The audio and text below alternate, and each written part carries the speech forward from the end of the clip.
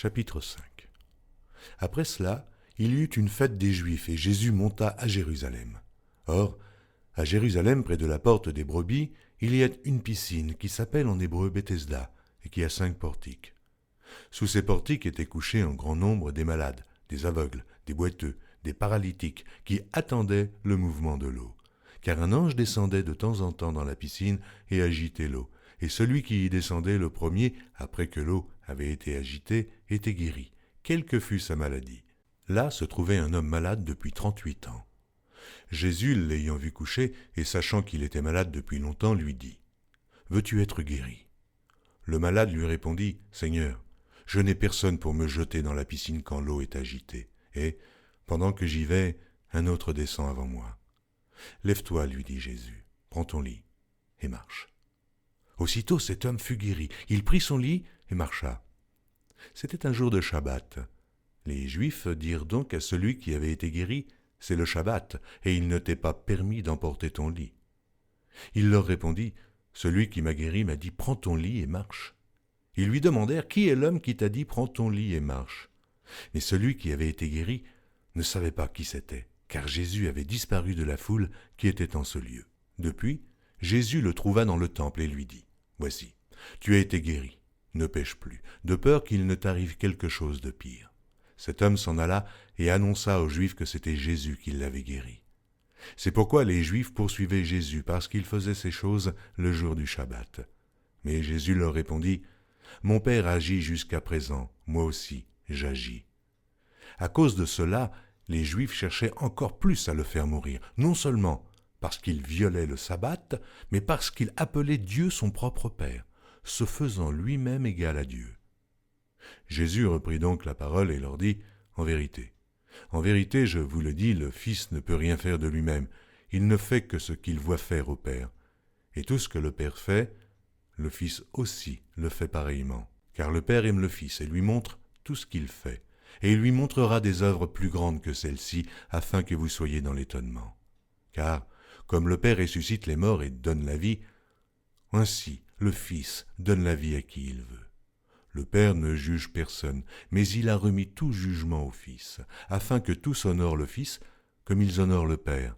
Celui qui n'honore pas le Fils n'honore pas le Père qui l'a envoyé. En vérité, je vous le dis, celui qui écoute ma parole, et qui croit à celui qui m'a envoyé à la vie éternelle, et ne vient point en jugement, mais il est passé de la mort à la vie. En vérité, je vous le dis, l'heure vient, et elle est déjà venue où les morts entendront la voix du Fils de Dieu, et ceux qui l'auront entendu vivront. Car comme le Père a en lui-même la vie, il a donné au Fils d'avoir la vie en lui-même, et il lui a donné le pouvoir de juger parce qu'il est le Fils de l'homme. Ne vous étonnez pas de cela. Car l'heure vient où tous ceux qui sont dans les sépulcres entendront sa voix et en sortiront. Ceux qui auront fait le bien ressusciteront pour la vie, mais ceux qui auront fait le mal ressusciteront pour le jugement. Je ne puis rien faire de moi-même. Selon que j'entends, je juge, et mon jugement est juste, parce que je ne cherche pas ma volonté, mais la volonté de celui qui m'a envoyé. Si c'est moi qui rends témoignage de moi-même, mon témoignage n'est pas vrai. Il y en a un autre qui rend témoignage de moi, et je sais que le témoignage qu'il rend de moi est vrai. Vous avez envoyé vers Jean, et il a rendu témoignage à la vérité. Pour moi, ce n'est pas d'un homme que je reçois le témoignage, mais je dis ceci afin que vous soyez sauvés. Jean était la lampe qui brûle et qui luit, et vous avez voulu vous réjouir 1 heure à sa lumière. Moi, j'ai un témoignage plus grand que celui de Jean, car les œuvres que le Père m'a donné d'accomplir, ces œuvres mêmes que je fais témoignent de moi, que c'est le Père qui m'a envoyé. Et le Père qui m'a envoyé a rendu lui-même témoignage de moi. Vous n'avez jamais entendu sa voix, et vous n'avez point vu sa face, et sa parole ne demeure point en vous, parce que vous ne croyez pas à celui qui l'a envoyé. Vous sondez les Écritures parce que vous pensez avoir en elles la vie éternelle. Ce sont elles qui rendent témoignage de moi. Et vous ne voulez pas venir à moi pour avoir la vie. Je ne tire pas ma gloire des hommes, mais je sais que vous n'avez point en vous l'amour de Dieu. Je suis venu au nom de mon Père, et vous ne me recevez pas. Si un autre vient en son propre nom, vous le recevez. Comment pouvez-vous croire, vous qui tirez votre gloire les uns des autres et qui ne cherchez point la gloire qui vient de Dieu seul. Ne pensez pas que moi, je vous accuserai devant le Père. Celui qui vous accuse, c'est Moïse, en qui vous avez mis votre espérance. Car si vous croyez Moïse, vous me croiriez aussi, parce qu'il a écrit de moi. Mais si vous ne croyez pas à ses écrits, comment croirez-vous à mes paroles? Jean, chapitre 6. Après cela, Jésus s'en alla de l'autre côté de la mer de Galilée, de Tibériade. Une grande foule le suivait parce qu'elle voyait les miracles qu'il opérait sur les malades. Jésus monta sur la montagne et là, il s'assit avec ses disciples. Or la Pâque était proche, la fête des Juifs. Ayant levé les yeux et voyant qu'une grande foule venait à lui, Jésus dit à Philippe, « Où achèterons-nous des pains pour que ces gens aient à manger ?» Il disait cela pour l'éprouver, car il savait ce qu'il allait faire. Philippe lui répondit, « Mais les pains qu'on aurait pour 200 deniers ne suffiraient pas pour que chacun en reçût un peu. » Un de ses disciples, André, frère de Simon, Pierre, lui dit, « Il y a ici un jeune garçon qui a 5 pains d'orge et 2 poissons. Mais qu'est-ce que cela pour tant de gens ?» Jésus dit, « Faites-les asseoir. » Il y avait dans ce lieu beaucoup d'herbes. Ils s'assirent donc, au nombre d'environ 5000 hommes. Jésus prit les pains, rendit grâce, et les distribua à ceux qui étaient assis. Il leur donna de même des poissons, autant qu'ils en voulurent. Lorsqu'ils furent rassasiés, il dit à ses disciples, « Ramassez les morceaux qui restent, afin que rien ne se perde. » Ils les ramassèrent donc, et ils remplirent 12 paniers avec les morceaux qui restèrent des 5 pains d'orge, après que tous eurent mangé.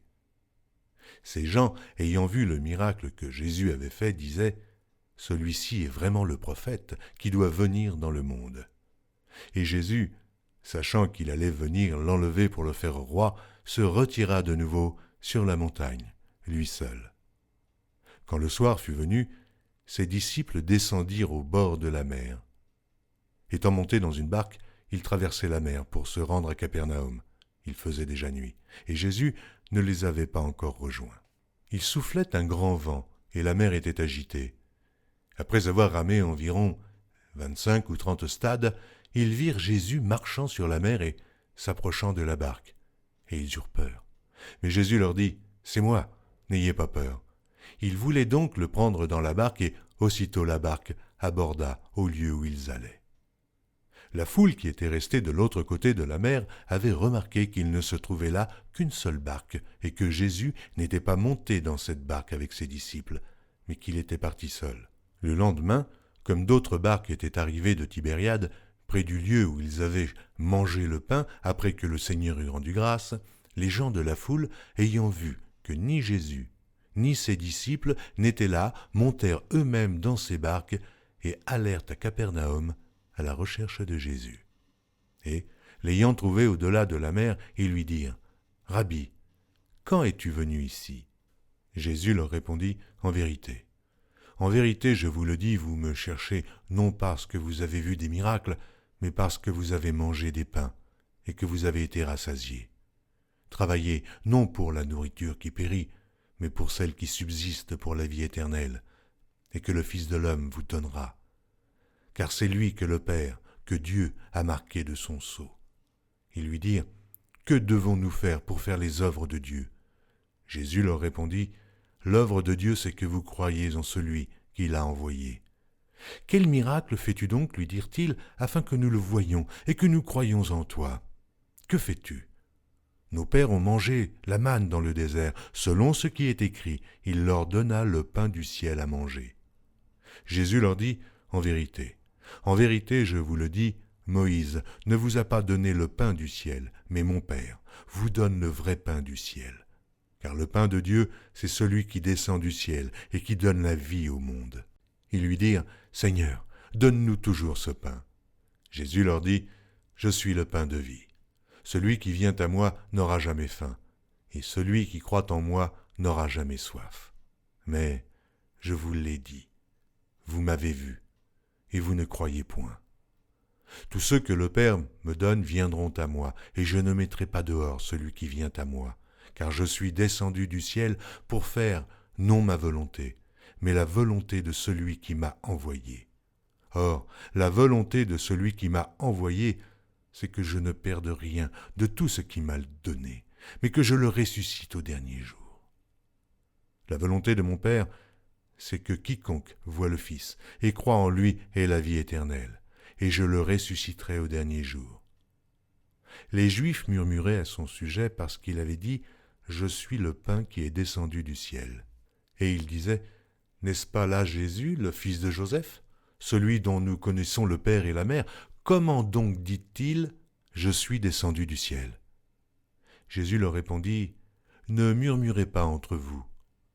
Nul ne peut venir à moi si le Père qui m'a envoyé ne l'attire, et je le ressusciterai au dernier jour.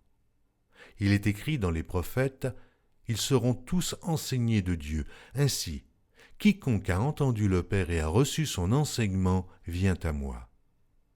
C'est que nul n'a vu le Père, sinon celui qui vient de Dieu. Celui-là a vu le Père, en vérité. En vérité, je vous le dis, celui qui croit en moi a la vie éternelle. Je suis le pain de vie. Vos pères ont mangé la manne dans le désert et ils sont morts.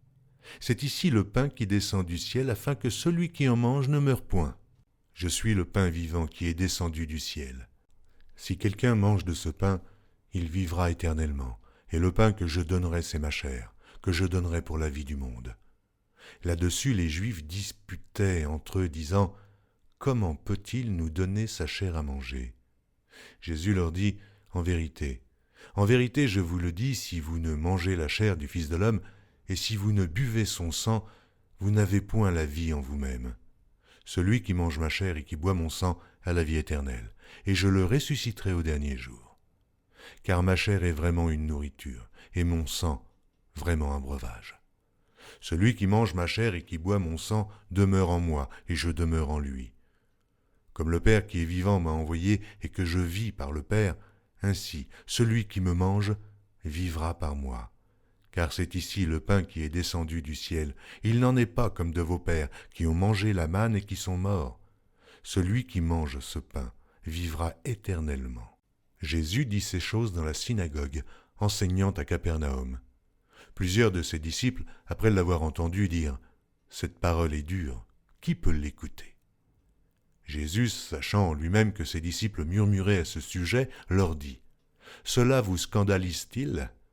Et si vous voyez le Fils de l'homme monter où il était auparavant? C'est l'Esprit qui vivifie, la chair ne sert de rien. Les paroles que je vous ai dites sont esprit et vie. Mais il en est parmi vous quelques-uns qui ne croient point. » Car Jésus savait dès le commencement qui étaient ceux qui ne croiraient point, et qui était celui qui le livrerait. Et il ajouta, « C'est pourquoi je vous ai dit que nul ne peut venir à moi si cela ne lui a été donné par le Père. » Dès ce moment, plusieurs de ses disciples se retirèrent, et ils n'allaient plus avec lui. Jésus donc dit aux 12, « Et vous, ne voulez-vous pas aussi vous en aller ?» Simon-Pierre lui répondit, « Seigneur, à qui irions-nous? Tu as les paroles de la vie éternelle. Et nous avons cru, et nous avons connu que tu es le Christ, le Saint de Dieu. » Jésus leur répondit, « N'est-ce pas moi qui vous ai choisis, vous, les 12, et l'un de vous est un démon. » Il parlait de Judas Iscario, fils de Simon, car c'était lui qui devait le livrer, lui, l'un des 12.